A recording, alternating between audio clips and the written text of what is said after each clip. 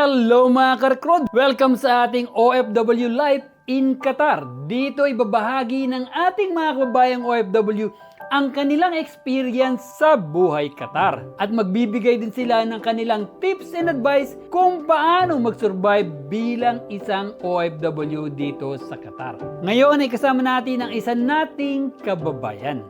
Hello mga ka-recruit, nga pala si MJO Garcia from Santa Maria, Bulacan. 19 years na dito sa Qatar, working in a private company. Part na rin siguro tayo ng development dito sa Qatar. Ang buhay dito sa Qatar medyo kailangan na sipag, tiyaga at sakripisyo. Malayo tayo sa pamilya natin, lalong-lalo na pagka single ka. Medyo magaang pang galawan dahil ang inisip mo lang yung first family mo, relatives, kapatid. Pero kung may pamilya ka na umalis galing Pinas, ayan na, sasaalang-alang mo na yung hardship, paglayo sa mahal sa buhay. Tiyaga lang, tiis para sa pamilya. Tamahal natin. Ang may papayo ko lang sa inyo, kung single kayo nagbabalak pumunta dito sa Qatar, make sure dumaan kayo sa proper agency kasi mahirap yung magtutur ka dito, yung gagastusin mo. Ano na yon? Kabawasan na sa pera natin sa budget. Ibayad na lang natin sa placement fee if ever. Pero merong mga company na libre yung placement fee, wala kayong babayaran. Kaya hanggat maaari, i-check ninyo sa POEA natin kung ano yung mga accredited agencies sa atin. Second, sa mga nagbabalak na may family,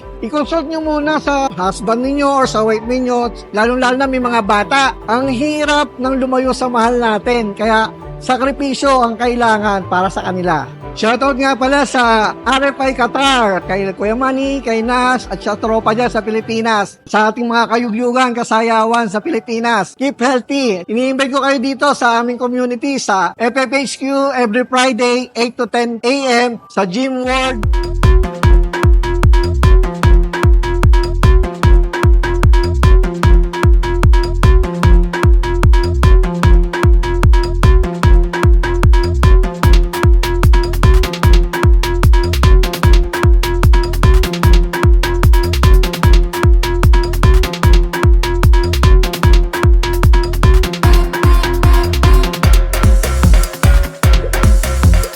Thank you mga ka-recruit. Have a nice day.